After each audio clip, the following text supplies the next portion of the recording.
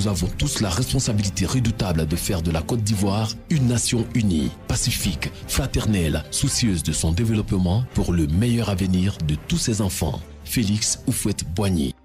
Nous voici arrivés à la 4e semaine du mois d'octobre et dans cette 4e vidéo de ce mois consacrée à la compréhension, comme annoncé la semaine dernière, nous parlerons de l'empathie.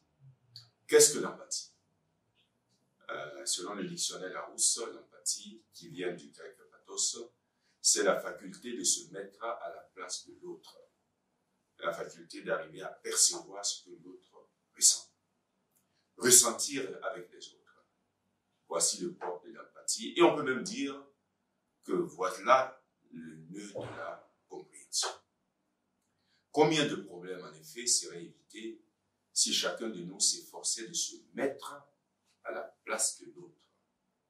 Si chacun de nous s'efforçait de comprendre la situation de l'autre en se mettant à sa place, d'apprécier les sentiments de l'autre en se mettant à la place de celui-là.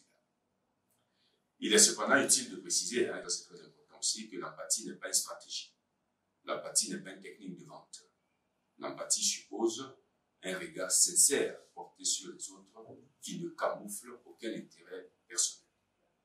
Sans renier ses convictions personnelles, bien entendu, il s'agit de se mettre à la place d'autrui pour le comprendre, se mettre à la place d'autrui pour l'écouter, se mettre à la place d'autrui pour l'excuser, se mettre à la place d'autrui pour l'encourager et se mettre à la place d'autrui pour l'aider à devenir meilleur.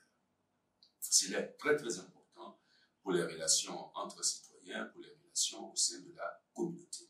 Parce qu'en se mettant à la place de l'autre, on arrive à mieux comprendre pourquoi il agit de cette manière et cela modulera notre réaction de façon plus positive. Alors pour finir, c'est quelques réflexions du début du mois sur cette belle vertu de la compréhension, aspect important de l'activité de cette faculté de l'homme qu'est l'intelligence. Nous nous invitons tous à deux choses.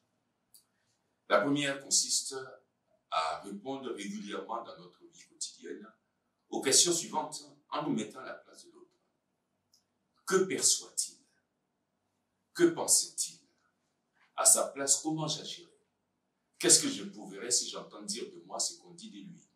Que serait-il souhaitable pour lui si c'était moi? Etc., etc. Beaucoup de questions du même genre, afin de pouvoir bien comprendre comment et pourquoi les uns et les autres agissent de telle ou telle autre manière. La deuxième chose, c'est une relecture avec vous de cette fable de Jean de La Fontaine qui a beaucoup à voir avec la compréhension. Chacun de nous pourra approfondir cela. Et ça, elle est longue la fable, mais nous avons retenu la partie qui nous semble plus expressive concernant la compréhension. J'ai lu dans quelques endroits qu'un meunier et son fils, l'un vieillard et l'autre enfant, non pas des plus petits, mais garçons de 15 ans, si j'ai bonne mémoire, allaient vendre leur âne un certain jour de foire. Afin qu'il fût plus frais et de meilleur débit, on lui lia les pieds et on le suspendit. Puis cet homme et son fils le portent comme un lustre. Pauvres gens idiots au couple, il y aura un lustre. Le premier qui les vit de rire s'éclata. Quelle farce, dit-il, vont jouer ces gens-là?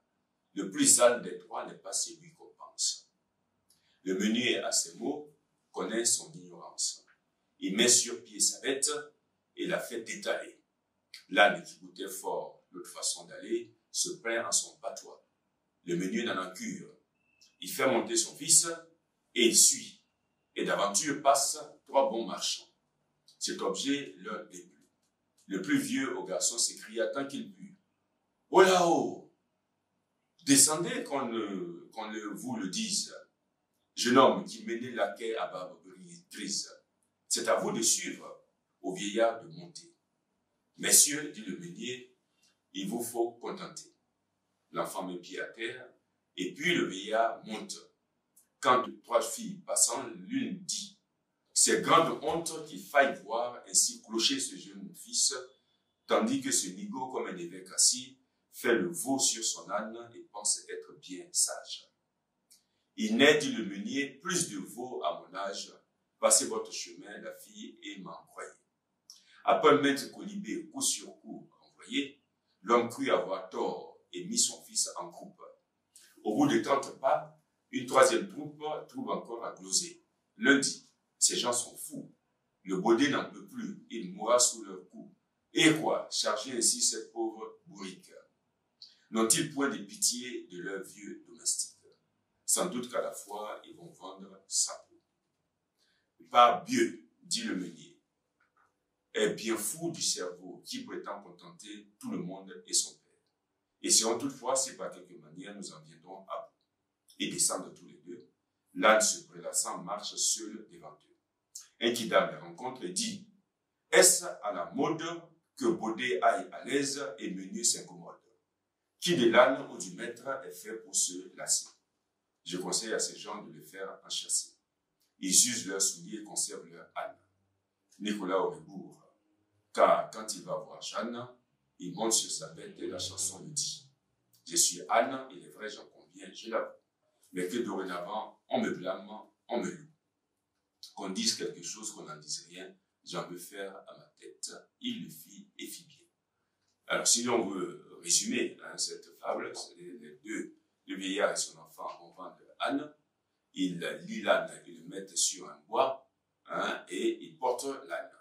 Des gens leur disent qu'ils sont fous de faire de cette manière. Ils changent.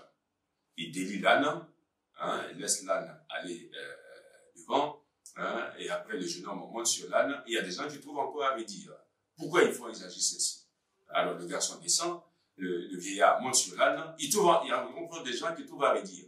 Pourquoi c'est le vieillard qui est sur l'âne et l'enfant qui court?